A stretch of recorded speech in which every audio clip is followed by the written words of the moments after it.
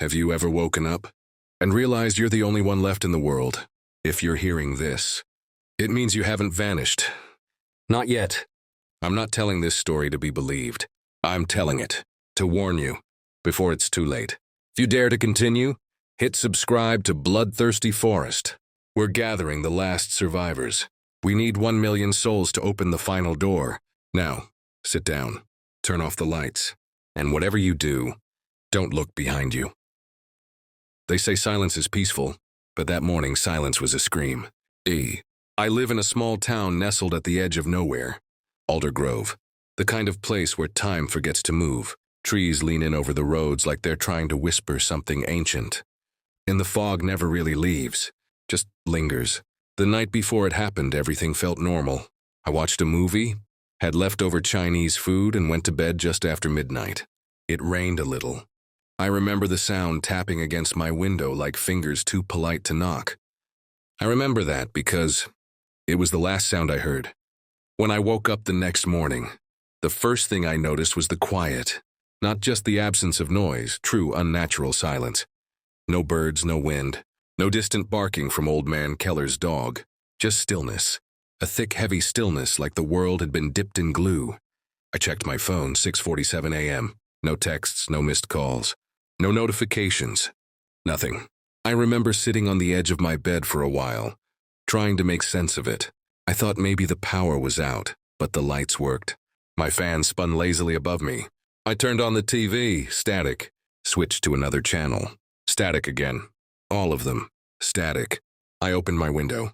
The world looked normal, but something in my gut screamed otherwise. I dressed quickly, grabbed a hoodie, and stepped outside. The air was cold, not just cold, dead, like it hadn't been breathed in hours. There were no cars on the road, no people, no movement, just stillness. I walked down the street toward the Halberds' house. Mrs. Halberd was always up early, gardening by 6:30 sharp. But this morning her hose lay abandoned in the yard, still spraying water in slow, wasteful arcs. The flower beds were flooded. Her garden gloves lay in the grass. I called out. No answer. I knocked on her door. Nothing. I peered through her window. The TV was on inside, showing a paused screen of the morning news. Coffee steamed on the table. Toast burned in the toaster. They say silence is peaceful, but that morning silence was a scream. I live in a small town nestled at the edge of nowhere. Alder Grove, the kind of place where time forgets to move. Trees lean in over the roads like they're trying to whisper something ancient. And the fog never really leaves, just lingers. The night before it happened, everything felt normal. I watched a movie, had leftover Chinese food, and went to bed just after midnight. It rained a little. I remember the sound tapping against my window like fingers too polite to knock. I remember that because it was the last sound I heard. When I woke up the next morning, the first thing I noticed was the quiet, not just the absence of noise, true unnatural silence. No birds, no wind, no distant barking from old man Keller's dog, just stillness, a thick, heavy stillness like the world had been dipped in glue. I checked my phone, 6:47 a.m., no texts, no missed calls, no notifications, nothing. I remember sitting on the edge of my bed for a while, trying to make sense of it. I thought maybe the power was out, but the lights worked. My fan spun lazily above me. I turned on the TV, static. Switched to another channel. Static again. All of them. Static. I opened my window. The world looked normal, but something in my gut screamed otherwise. I dressed quickly, grabbed a hoodie, and stepped outside. The air was cold, not just cold, dead, like it hadn't been breathed in hours. There were no cars on the road, no people, no movement, just stillness. I walked down the street toward the Halberds' house. Mrs. Halberd was always up early, gardening by 6:30 sharp. But this morning her hose lay abandoned in the yard, still spraying water in slow, wasteful arcs. The flower beds were flooded. Her garden gloves lay in the grass. I called out. No answer. I knocked on her door. Nothing. I peered through her window. The TV was on inside, showing a paused screen of the morning news. Coffee steamed on the table. Toast burned in the toaster. But no one was there. I moved to the next house. And the next. And the next. All the same. Abandoned, but not empty. It was as if everyone had been plucked out of existence mid-moment, mid-life. I ran. I made it to Main Street in under 5 minutes. No cars, no people. The traffic light blinked red into an empty intersection. A flyer flapped loosely against a telephone pole, held by one last stubborn staple. I entered Maple's diner. The bell above the door chimed. Like always, but no one greeted me. Plates of breakfast sat on tables, half-eaten. Coffee still warm, bacon sizzling quietly on the grill behind the counter. But no chefs, no servers, no customers. Only one thing moved. The fan above the counter spun slowly, creaking every 5th rotation. That's when my chest started to tighten. I wasn't just alone. I was being watched. I backed out of the diner and sprinted toward the police station. The front door stood ajar. The place was a mess. Desks overturned, papers scattered. One of the chairs was still spinning slowly, as if someone had stood up just seconds before I arrived. The police radio buzzed, white noise, then silence. Then a whisper. Just one word, faint, garbled. I leaned in close. Awake. I dropped the receiver and stumbled back. I turned, heart pounding in my chest. And something caught my eye through the glass. A figure. Across the street, just standing. Still. Watching. I bolted out the door, but when I reached the sidewalk, they were gone. No footsteps. No shadow. Nothing. By 9 a.m., I had broken into nearly 20 houses. No blood. No signs of struggle. No explanation. It was as if everyone had vanished in sync. Like they were part of a great cosmic choreography. And I missed the cue. I reached the high school just after 10:09. Books littered the hallway. Lockers stood open. Phones sat abandoned on desks, buzzing with alarms no one turned off. In the gymnasium, I found it. Scrawled across the far wall, in what looked like dried blood, were the words, "You weren't supposed to wake up." I stood there staring until my vision blurred. Was I in a coma? A dream? Dead? I didn't have time to answer. Because that's when the bell rang. Not a school bell, a church bell, one deep metallic toll. Then another. Then another. It rang exactly 7 times. Then silence. I rushed outside. The forest at the edge of town, normally still and peaceful, was moving. Not the trees. Something between them. Huge, dark, shifting through the woods like a shadow with form. And I swear it saw me. I didn't run. I should have. Every instinct screamed at me to get the hell out. But instead I took a step forward, and then another. Like something in my bones remembered a path my brain didn't. I crossed the empty streets, past the library, the post office, the barbershop. Every door stood wide open. Every window dark. As I neared the church, I felt it, a presence. The bell tower loomed overhead, dark against the pale sky. The doors creaked open as I approached. Inside was colder, much colder. Candles lined the pews, all lit. A fresh fire burned in the hearth. But no people. At the altar, a book lay open. The pages were blank except for one line. The sacrifice was made, but one remains. My heart stopped. I turned, about to run, when the organ behind me let out a deep, breathy sound. And then a voice, soft, feminine, barely audible. "You woke up too soon." I froze. There was no one there, only the sound of the forest, and the slow approach of footsteps I couldn't see. I backed away, tripped over a pew, and fell hard onto the cold stone floor. The world shifted. For a second, just one, I saw it. The town, covered in shadows. People frozen mid-scream, suspended in air like marionettes with their strings cut. And a face, towering above it all, eyes like empty wells, a mouth that split the sky. Then I blinked, and it was gone. I was back in the church, alone. I ran, back through the streets, back to my house, slammed the door, locked it, pulled the curtains, collapsed onto the floor. My phone buzzed. One message, unknown number, no contact name, just 3 words. Don't sleep again. I didn't sleep. I couldn't. After I got that message, don't sleep again, I stayed up, curled on the floor, every light in the house on, shaking like a leaf in a thunderstorm. The silence outside pressed against the walls like it was trying to seep in. I kept rereading that message. Why wasn't I supposed to sleep? What would happen if I did? The house moaned and creaked like something alive. I heard what I thought were footsteps. Soft, measured, pacing above me, then below, then behind the walls. I sat still for hours, trying not to blink too loud. Then at 2:13 a.m., the power flickered. Once, twice, then stayed on. But the lights dimmed just slightly, like something massive had leaned against the grid and exhaled. And then the bell rang again. Not the church bell this time. Closer. It came from beneath me, from the basement. I had lived in that house my whole life, and the basement had always been just a place for old furniture and forgotten. Boxes, cold, dusty, uneventful. But that night, as the deep, metallic gong vibrated through the floor, the basement felt different, heavier, like it had grown deeper. I grabbed the flashlight from the kitchen drawer, even though the lights were still on, and I went downstairs. With each step, the air grew colder. There was no logical reason for that bell sound to come from down here. But the echo, I felt it in my chest. The beam of my flashlight cut through the damp air, illuminating shelves, boxes, cobwebs. Nothing unusual. Until I turned toward the far wall, a crack, one I'd never seen before.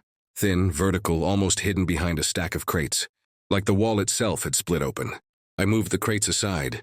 What I found wasn't a crack, it was a door. Stone door, round, old, with no handle, no hinges. In the center, a symbol carved in deep lines. A circle, with a bell inside, and beneath it, an eye. And just below that, a phrase scratched in jagged English. When the town sleeps, the door wakes. My flashlight flickered. Once, twice, then went out. Darkness. Total. But something else replaced it. A glow. Faint. Red. The symbol on the door began to shine. And then, it opened. Stone grinding on stone. A low, deafening groan. And behind it, a staircase, carved downward, spiraling, swallowed by darkness. I don't know what made me move. Curiosity? Terror? Some deep instinct that whatever was happening above, the answer was below. I stepped inside. The air was thick, warm, like breath. The walls were damp stone, and the steps felt infinite. I lost count after 100. I don't know how long I walked. It could have been minutes, hours. Eventually, I reached the bottom. The air opened into a vast underground chamber. A bell tower buried beneath the earth. I'm not joking. It was exactly that, a massive stone chamber, with a rusted iron bell suspended from the ceiling, hundreds of feet above. Beneath it, an altar. Around me, stone pillars covered in carvings. They were scenes. My town, burning, collapsing, flooded, empty. Each one showed Alder Grove being destroyed, again and again in different ways. And in every carving, the bell remained untouched. At the center of the altar, a small black book. Its cover was cracked, but one phrase was etched across it. "The town must sleep." I opened it. Inside were names, thousands of them, in tiny, perfect handwriting. Every name I recognized, every person in town, all crossed out. Except one. Mine. I slammed the book shut and backed away. My breath was short. My heart beat louder than my footsteps. Behind me, footsteps. Not mine. Slow, heavy, deliberate. I turned, flashlight back on. Nothing. Just rows of pillars. The altar. The shadows. But the air changed. Colder. Vetter. And then, I saw it. The shadow between the pillars moved. It didn't walk, it flowed. Like smoke in reverse. It formed the outline of a figure, tall. Impossibly tall, with arms that dragged across the floor. And a face that wasn't a face at all. Just a void. From its chest, something pulsed. The bell. It was lodged deep in its torso. Not hanging, but fused. Every time it moved, it rang, softly, mournfully. Like a death toll stretched across time. It didn't speak, but I heard it. In my head, "You were not meant to remain." I ran, up the stairs, taking them 2, 3 at a time. The door at the top slammed shut just as I reached it. But I forced it open with everything I had. I burst out into the basement. The house was dark, dead. No lights, no hum of electricity. I checked my phone. Still dead. I ran upstairs, looked outside, and gasped. The town was back. Lights on in houses, smoke rising from chimneys, cars driving, people walking. It was morning. Like nothing had happened. I stumbled out onto the street. I saw Mrs. Halberd watering her garden. She smiled at me and waved. I didn't wave back. Everything looked normal, but I knew it wasn't. The air felt hollow, thin, like the world was a painting. And I was the only one who knew it wasn't real. And the people. Their movements were too smooth, too synchronized. At 7 a.m. sharp, every single one of them turned and looked at me, smiling, empty-eyed. I backed away, tripped over the curb, scrambled to my feet. Mrs. Halberd approached. "You should be sleeping, dear." Her voice was warm, but her mouth didn't move. None of their mouths moved. The smiles didn't break. I ran. Back to the church. The bell tower was silent. But inside, the pews were full. Every seat, every person in town, sitting. Still, silent, eyes open, not blinking. At the altar stood the shadow from beneath. But it was wearing a mask. My face. And then they all spoke at once. "Go back to sleep." I screamed. And then I woke up. In bed, phone buzzing. 6:47 a.m. I sat up. The world was quiet. No birds. No wind. No voices. I checked my phone. One message. Same number. Same words. "Don't sleep again." They say if something happens twice, it's a glitch. But if it happens 3 times, it's the truth. I woke up again. Same time. 6:47 a.m. Same light bleeding through the blinds. Same silence. But this time I didn't get out of bed. I just stared at the ceiling, heart pounding, waiting for it to change. Maybe it was a dream, a hallucination, a psychotic break. But then I heard it, the bell. One chime, distant, deep. I got up slowly, mechanically, went to the window. The town was there, whole, peaceful, too peaceful, like a photograph hung crookedly on a wall. I walked outside. Everyone was where they should be. The mailman on his route, the barista wiping down the counter, kids walking to school, but their movements were off. Too smooth, too timed, like actors rehearsing a scene, one they had performed thousands of times. And every single one of them, every single one turned to me as I passed, smiling, but their eyes were dead. I made my way back to the church. I don't know why. I just knew I had to. Knew I wouldn't get answers anywhere else. The church was empty. This time the bell rope hung in the center of the aisle. I approached it, slowly, and then I saw the book again, the black one. It was lying open on the altar. I didn't want to look, but I did. The names were gone, every single one, except mine, but now beside my name, another word, awake, and below it, one more must stay. I turned. The doors slammed shut behind me, and from the rafters, it dropped. The thing from the basement, no longer a shadow, now fully formed, human-shaped but wrong, too tall, too thin. Its face was a mirror, but not reflecting me, showing memories. My memories, my childhood, my fears. It walked toward me, barefoot on the stone floor, making no sound. The bell embedded in its chest pulsed with light. "You broke the cycle," it said.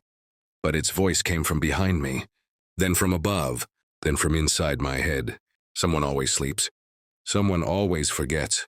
But you remembered. I backed away. It didn't follow. Instead, it pointed toward the mirror on the altar, where the book had been, now just my reflection. But not quite. My reflection smiled and blinked out of sync. Then it spoke. "This world needs a dreamer. It's the only way to contain the bell. You stay, and we all stay gone. You leave, and it rings forever."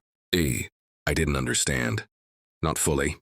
But somehow I knew the choice. If I stayed, if I accepted the illusion, the town would remain in stasis.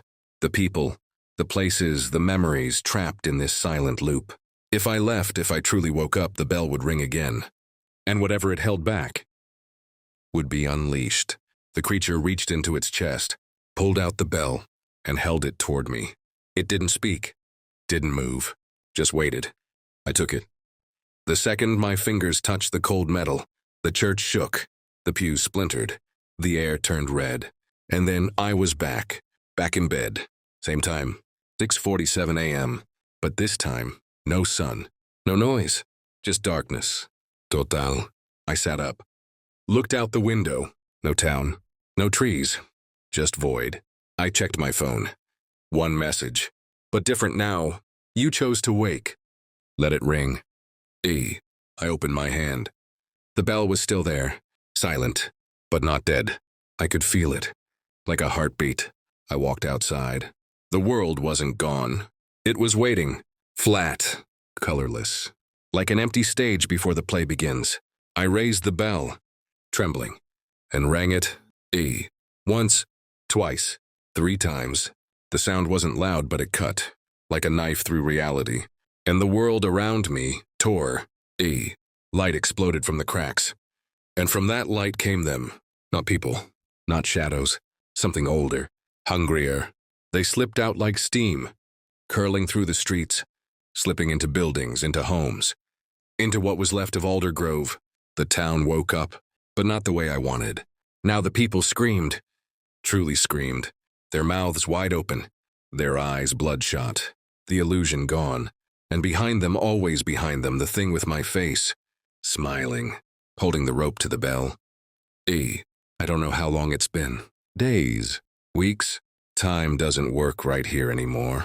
I'm writing this from what used to be the library. The books are all blank now. The clocks spin backwards. Every night the bell rings once. And every night another piece of the world disappears. Sometimes I see other people, wandering like me, all of them carrying bells. All of them once like me. All of them awake. And all of us waiting for the final ring. Because when the bell tolls 7, the dream ends, and something else begins. If you found this story, don't look for me. Don't look for Alder Grove. Just promise me one thing. Don't sleep, don't wake up. If you're still here, if you stayed until the final word, it means you've stepped through the door, just like I did. Thank you for walking through the nightmare with me. You're not just a listener, you're the last witness. Leave a sign that you survived. Hit subscribe to Bloodthirsty Forest, and help us reach 1 million souls who dare to listen in the dark. Only then will the final bell fall silent, or it will echo forever.